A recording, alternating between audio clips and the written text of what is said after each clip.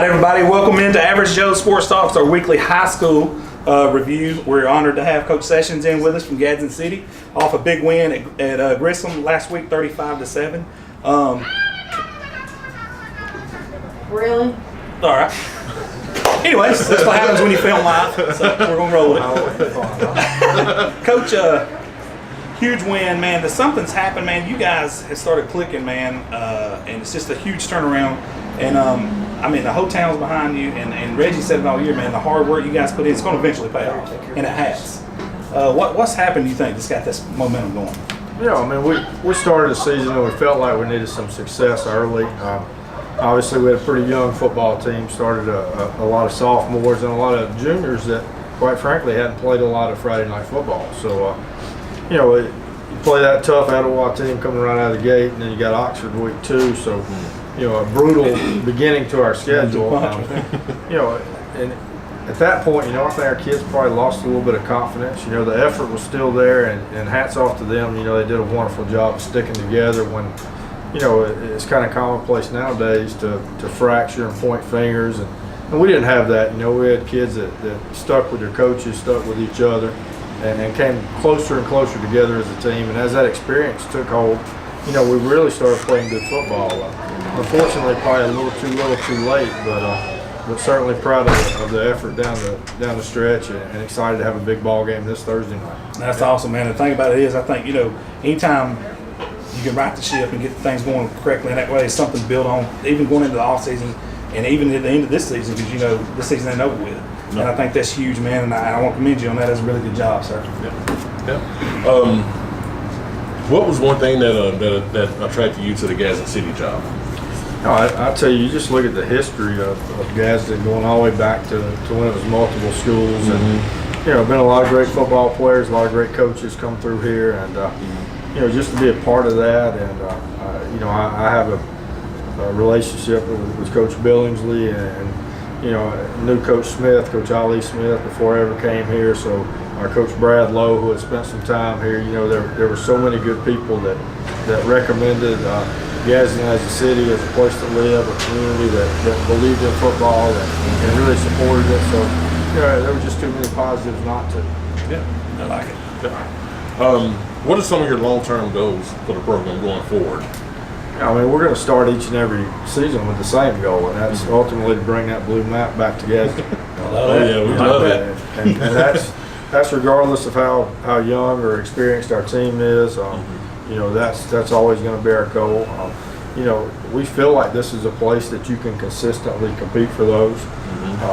You know, and at the end of the day, you look at some of the things that this team has accomplished that may not make the Gadsden Times or the 6 o'clock news. Is, you know, we have 78 players on the roster this year. 32 of them made the A or AB honor roll in the first 9 weeks. Fantastic. That is awesome. You know, we did talk about that. Yeah, we talked about that on the show. Yeah. So, you know, to me, that's a very impressive number for our kids, and that takes a lot of players working, a lot of coaches, you know, investing times in these young men, and ultimately that's what you want to see. You know, 8-10 years down the road when you see these guys come back and the careers that they have and the life that they've made. Hopefully, you have just a little tiny part in helping to build that. Something I want to ask you, man, at this Grissom game in particular, you said you only threw 4 passes in this game. This is an old school, right out of the gate. You said it was raining up there, bad weather? Oh, it was horrible. It looked like Tent City on our side. We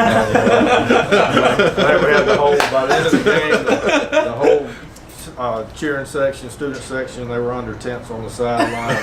You know, miserable weather. You had the big 3. It was cold, it was wet, and windy. So, you know, a testament to our kids. And I think, you know, I'd have to go back and count, but I think the first 20 plays of the game, we ran 2 plays. And both of them were some form or fashion handing the ball off to Jamonte. So, well, he he performed. I'll give you that. Yeah. He did his part. Yeah, he did. He did.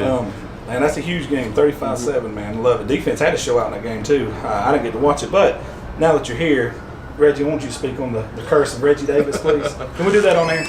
Oh, boy.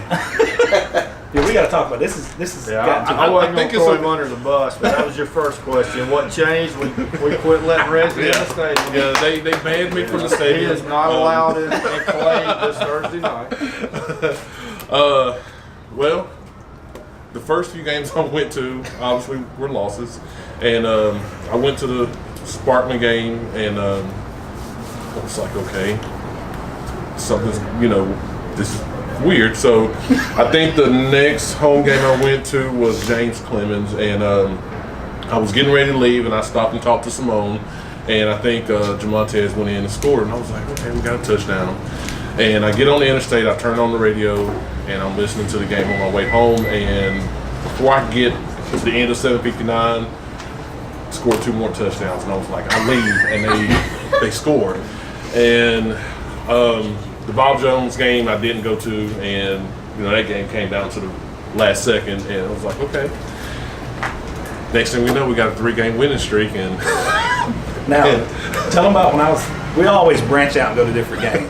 So I'm at the Hoover game. Tell them what happened when you picked up your phone.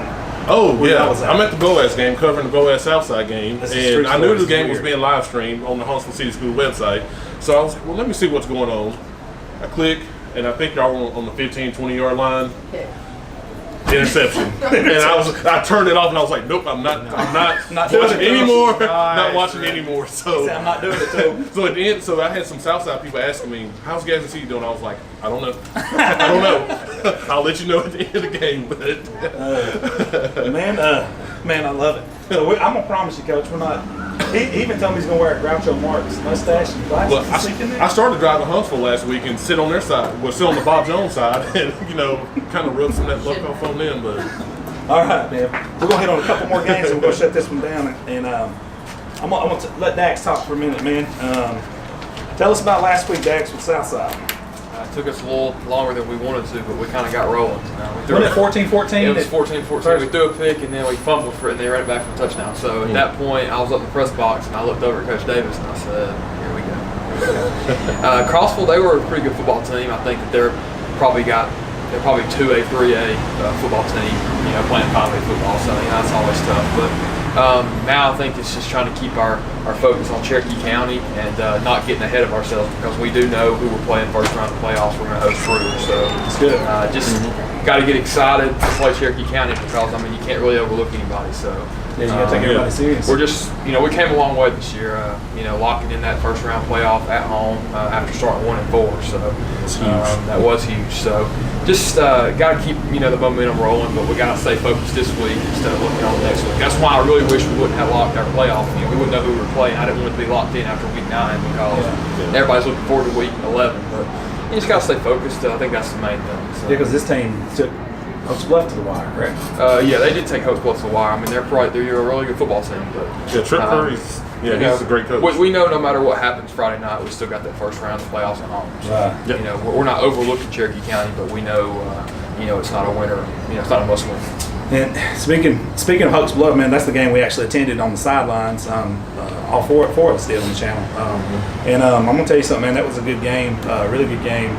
And Meads, Coach Rob had the guys ready, but I'm gonna tell you, man, that was a hard-fought game. It looked like they was using Darian both ways too, and you could tell by the fourth quarter they were wearing out. And the kid's name Gulledge, the quarterback. You can definitely tell he's still hurting, like his bicep or something. Like he don't even have it. He's having a shot put throwing motion. You can tell he's not in rhythm. That affects him because they usually get the ball out to, especially the big kid, number 10. I can't remember his last name, but he's the one that takes the top off the defense to allows Darian to run. So they kind of went one-dimensional, and Jacksonville's got the speed and athletes. It was very tough sledding in that game. And they ended up losing 16-14, which was they was up 14-0. Check this out. They was up 14-0. They scored was it 2 minutes and 50 seconds left in the half, and was getting the ball back at half. And let them go straight down the field and score. And then when they did, Jacksonville went for 2 because they don't have a kicker. And I was like, what are they going for 2 for? Well, they went for 2, got it. Then they had a little bit of momentum going in. They held them. Then they got the ball and they went back and scored early in the fourth. Midway through the fourth. Yeah, midway through. Went for 2 again. 16-14. That was it. Let's see. Last game was Etowah, right? Yep, Etowah. We're going to shut it down. Yep. So Etowah beat Boaz in a very tough game. They actually held Christian Collins, I believe, they said, to 60 yards total, and 40 of it was on one run. Wow, yeah. I think he did, he got a 140-yard run. I do remember seeing that stat. Yeah, and it's good to see Etowah, scoring some points and opening it up a little bit now. Boaz is a pretty scrappy, tough team, man. It's pretty impressive to beat Boaz like that. And to hold Christian Collins like that. And they said he tried the Tim Tebow jump pass in the end zone. And they let Collins throw it a few times, which, his coach told us that he was going to. Right. And he did, man, which I thought was interesting. But, again, hats off to Elwell's defense. We're not going to sit here and, dig too deep into it because I didn't get to go to the game. Yeah. Shannon hadn't made it here today.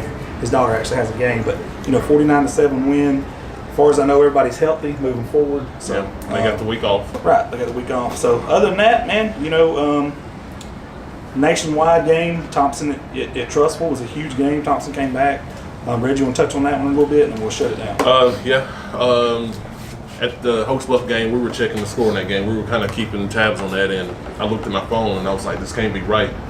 Hewitt was up 28-0, and I was kind of shocked. And I guess right before halftime or after halftime, they were tied 35-35, and Tua's little brother Talia, he just took off, and Thompson took off and did their thing and ended up winning 63-49. It's a crazy game, man, because that 7A Region 3, which is Hoover, actually ended up being region champs.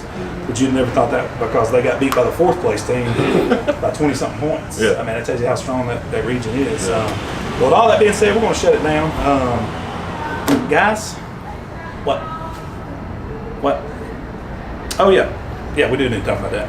Yes, we officially have coverage for the Hoover game, Hoover IMG game, and we are going to be on the sideline. We have sideline passes for the game, and we're actually going down tomorrow to the media days at Hoover to interview Coach Niblett and a few players, namely George Pickens being one, or Larry McCammon too.